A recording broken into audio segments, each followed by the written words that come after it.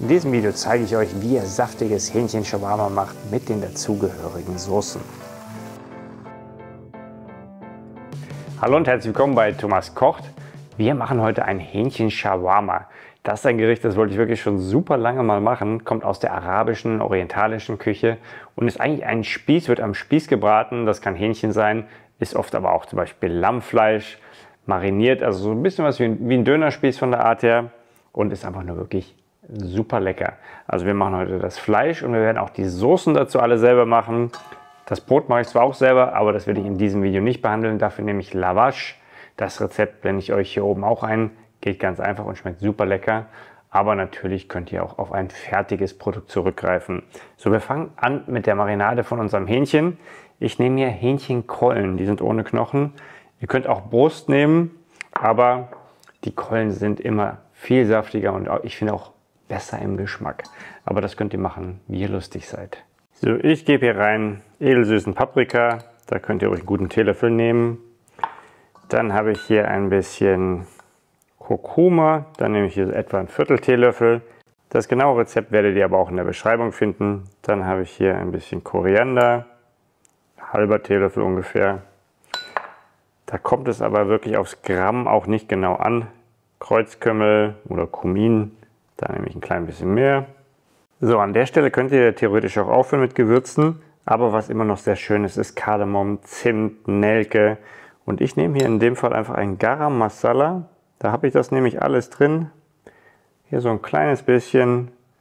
Da ist Zimt drin, da ist Nelke drin, da ist Kardamom drin, da ist Muskat drin. Und das passt auch wunderbar hierzu. So, dann ein bisschen Abrieb einer unbehandelten Zitrone. Nicht übertreiben. Bisschen Saft kommt auch gleich noch mit rein und eine Knoblauchzehe. Manche nehmen auch getrockneten Knoblauch, aber ich finde, das schmeckt frischer dann.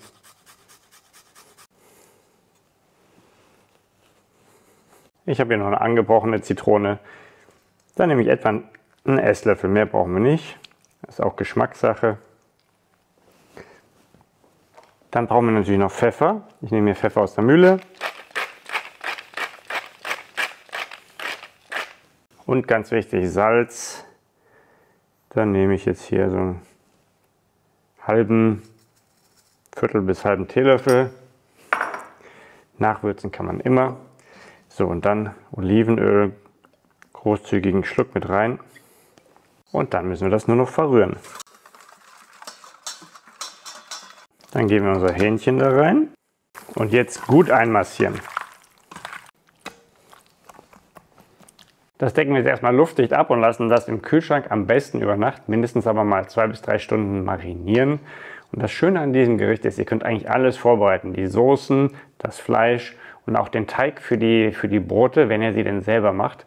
Alles profitiert davon, wenn ihr die ein bisschen über Nacht stehen lasst. Die Soßen und der Brotteig auch, die werden am nächsten Tag noch besser.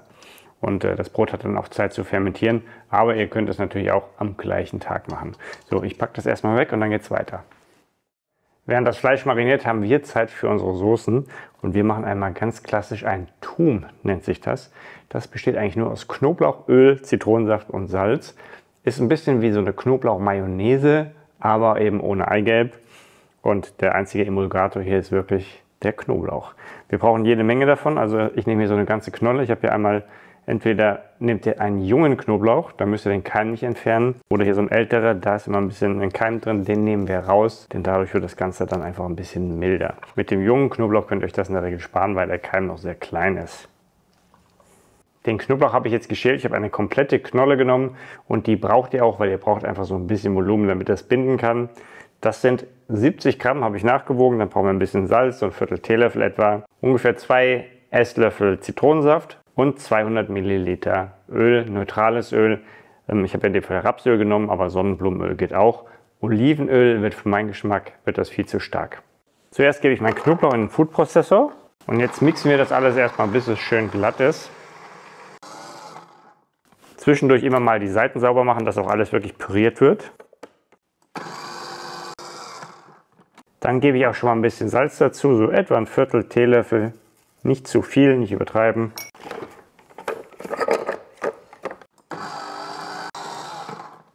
So, So, jetzt gebe ich hier schon mal ein bisschen einen Esslöffel Zitronensaft rein.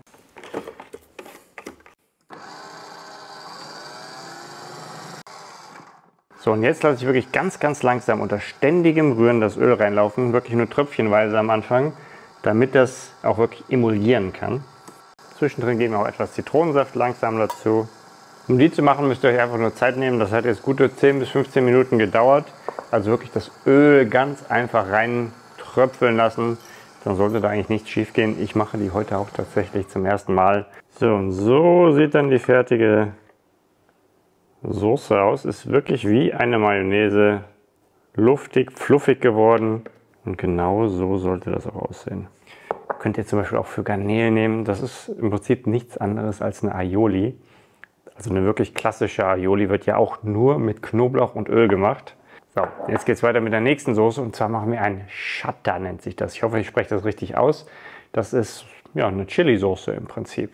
Für meine Chili-Soße habe ich hier einmal Cayenne-Schoten, die sind scharf, und Peperoni, die sind nicht so scharf. Ich möchte das jetzt nicht super scharf haben, aber grundsätzlich könnt ihr dann nehmen, worauf ihr Lust habt. Dann brauchen wir noch Salz, Zucker, etwas Olivenöl, ein klein bisschen Kumin und noch ein bisschen Zitronensaft, oder ihr könntet auch Essig nehmen. So, wir schneiden das jetzt alles einfach erstmal grob klein mit den Kernen. Und dann, da wir das Gerät eh schon benutzt haben, benutze ich das dafür auch wieder. Ihr könnt es aber auch einfach von Hand schneiden, wenn ihr wollt. Ist natürlich deutlich mehr Arbeit. Achso, und eine Knoblauchzehe kommt auch noch ran. Ich glaube, traditionell kommt mehr ran, aber da wir auch die Knoblauchsoße schon benutzen, wird das, glaube ich, ein bisschen viel des Guten. So, das gebe ich einfach alles in unser Gerät. Einmal ein bisschen durchmixen. So, dann gebe ich gleich hier drin Salz dazu. Das könntet ihr aber auch in der Schüssel einfach machen. Nicht zu tief durchatmen. Ein bisschen Zucker, Viertel Teelöffel. Ein bisschen Zitronensaft. Einen Esslöffel nehme ich hier mal, oder 1,5. So, und das war es auch schon. So, hier sieht man schon, Salz und Zucker ziehen das Wasser aus den Chili. Und das soll genauso sein auch. So, ich gebe jetzt hier noch ein bisschen gute Messerspitze Kreuzkümmel mit rein. Und dann ein bisschen Olivenöl. Und so hält sich das auch im Kühlschrank. Wenn ihr es komplett mit Olivenöl bedeckt, in einem Glas, sollte das auch ein paar Wochen halten. So, und dann ist das auch schon fertig. So, meine Vorbereitungen sind fertig. Brot und Soßen, alles da. Eigentlich wollte ich das Brot gar nicht selber machen, sondern kaufen. Aber das, was ich im Supermarkt gesehen habe, das hat mich nicht gerade angesprochen. Und wenn ihr es einmal selber gemacht habt, probiert es aus. Das ist wirklich um Klassen besser. Dann habe ich hier noch Salzgurken. Das sind libanesische, eingelegte, die werden fermentiert.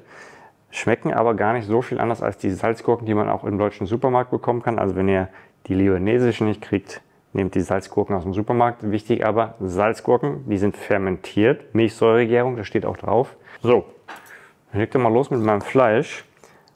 Grillpfanne ist optimal. Viele machen in die Marinade Joghurt rein. Wenn ihr das bratet oder grillt, ist es aber schwierig, weil das brennt immer an. Das ist dann ideal, wenn ihr das am Spieß macht.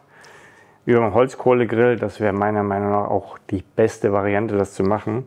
Aber ja, nicht jeder hat einen Spieß und einen Holzkohlegrill zu Hause. Deswegen, ich nehme keinen Joghurt, wenn ich das hier in der Pfanne brate.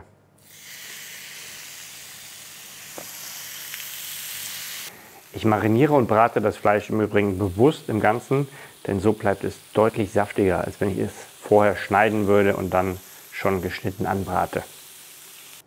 Ich brate das Fleisch hier von jeder Seite zweimal. Insgesamt dauert es etwa 8 Minuten, bis das durch ist, je nach Dicke. So, mein Fleisch ist fertig. Das lasse ich jetzt noch kurz ruhen, damit sich der Saft schön verteilen kann und es mir beim Anschneiden nicht komplett ausläuft. So, das wäre übrigens auch ein Gericht, was man wunderbar im Airfryer machen könnte. So, den schneiden wir jetzt dünn auf. Schaut euch an, wie herrlich saftig das ist. Wenn ihr da jetzt noch ein Stück hättet, was ein bisschen zu roh ist, könntet ihr das einfach noch mal kurz in die Pfanne hauen. So, diesen Saft, den ich hier habe, den mache ich natürlich nicht weg, Wofür hat man schließlich Brot? Das saugen wir hier schön auf. Und jetzt kommt die Magie. Knoblauch würde ich euch empfehlen, übertreibt es nicht. Besonders wenn ihr das nicht gewohnt seid. Meine Chili-Soße, mein Chata, das habe ich noch mal ein bisschen püriert. Das wollte ich ein bisschen feiner haben. Einfach damit man es besser verstreichen kann. Hat auch ein schöneres Mundgefühl. So, dann packe ich hier meine Gurken noch drauf. Und was ich mir auch im Airfryer noch gemacht habe, sind ein paar Pommes. Das ist natürlich kein Muss, aber ganz ehrlich, lecker ist das allemal. Ja, und dann rollen wir den noch. Ich glaube, ich habe es hier ein bisschen übertrieben. Der muss natürlich einigermaßen eng gerollt werden, damit uns das hier nicht alles rausfliegt. Und so packe ich den noch mal ganz kurz auf meine Grillplatte.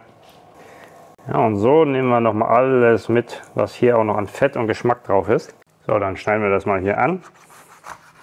Sieht das nicht köstlich aus? Oh. Also es ist ein bisschen Arbeit, aber wenn ihr zum Beispiel nur das Hähnchen selber machen wollt, ist es ganz easy und das Brot kauft. Aber wenn ihr wirklich das volle Programm wollt, es lohnt sich, das ist ein absolutes Highlight.